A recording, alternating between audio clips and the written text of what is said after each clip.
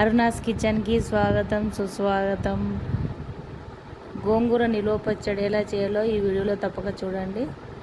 First మనం మెంతులు, ఆవాలు, జీలకర్ర ఇవన్నీ మనము వేయించి పక్క పెట్టుకోవాలి. గోంగూరను మంచిగా గడుక్కొని మంచిగా ఆరబెట్టుకోవాలి. ఆరబెడితే ఏమవుతుందంటే వాటర్ లేకుండా మంచిగా మనం నిలువ ఉండాలంటే అట్లా ఆరబెట్టేయాలి.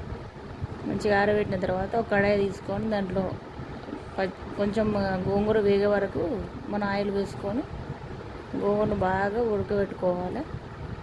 అది మంచిగా నూనెలో మంచిగా డీప్ ఫ్రై కావాలి. మనం దాంట్లోకి చింతపండు కొంచెం ఎంత అంటే 2 నిమ్మకాయల సైజు అంత చింతపండు తీసుకొని దాన్ని మంచిగా కడిగి నానబెట్టి మంచిగా వేడి చేసుకోవాలి. గుజ్జు తీసి వేడి చేస్తే ఏమవుతుందంటే మనం అలా వేసుకుంటే మనకు పచ్చడి పాడవకుండా ఉంటుంది. మనకు 2-3 నెలలు బాగా ఉంటుంది. అది అయితే గోంగూర బాగా ఉడికినాక మధ్యలో కొంచెం పసుపు, ఉప్పు వేసి తర్వాత చింతపండు గుజ్జును కూడా మసాలా పెట్టిన చింతపండు గుజ్జు కూడా అందులో వేసి తర్వాత కొంచెం తగినంత ఉప్పు మళ్ళీ తర్వాత మనం పచ్చడి కలుపుకుంటప్పుడు మళ్ళీ వేసుకోవచ్చు. ఇది ఉడికే వరకు మనం ఉప్పు, చింతపండు, గోంగూర మొత్తం ఉడికేటట్టు కలుపుకోవాలి. మంచిగా అట్లా మొత్తం మిక్స్ అయిపోవాలి. పసుపు, ఉప్పు, చింతపండు అవన్నీ మనం వేయించుకున్న ఆవాలు, జీలకర్ర, మెంతుల పొడి మంచిగా మిక్సీ పట్టుకొని మెత్తగా కచ్చాపచ్చగా వెల్లిపాయలను కూడా పట్టుకోవాలి, మిక్సీ పట్టేయాలి. మనకు దాంట్లోకి సరిపోయేటంత కారం నాకైతే 4 స్పూన్లు 5 స్పూన్లు కారం పట్టింది. తర్వాత మనం పొడి చేసుకున్న మెంతులు, ఆవాలు, జీలకర్ర పొడిని కూడా ఒక 3 స్పూన్స్ వేసుకోవాలి. సాల్ట్ ఒక 3 స్పూన్స్. అప్పుడు మనం 4 స్పూన్స్ మొత్తం ఎల్లిపాయలు పచ్చి ఎల్లిపాయలు వేసుకుంటే బాగుంటుంది. అవి కూడా మిక్స్ చేసుకోవాలి.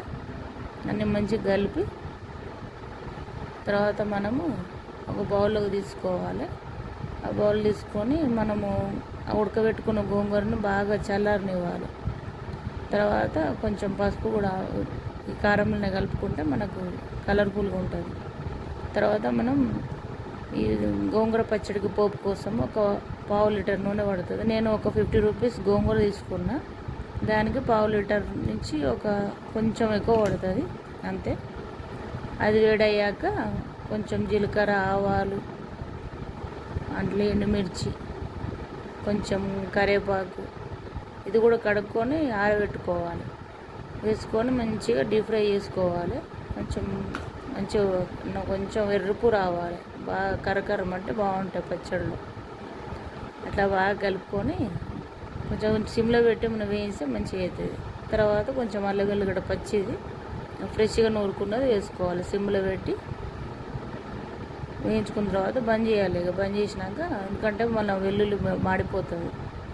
అందుకే స్టవ్ బంద్ చేసి మనం వెల్లుల్లి వేసుకుంటే అది రెడ్ కలర్ కాకుండా మంచిగా కొంచెం పచ్చితనం పోయే వరకు ఉంటుంది. అది చల్లగా అయినాక మనం మిక్సీ పట్టక్కర్లేదు. గోంగూర మొత్తం చింతపండు అవే మంచిగా కలిపినాయి కదా, అదే మనకు మొత్తం మెత్తగా అయిపోతుంది. దాంట్లోనే కారం, వెల్లుల్లి, పసుపు కలుపుకున్న పౌడర్ కూడా మెంతుల పౌడర్ అవన్నీ వేసినాం కదా, అవి కూడా వేసుకొని మంచిగా మిక్స్ అయ్యేటట్టు బాగా కలుపుకోవాలి.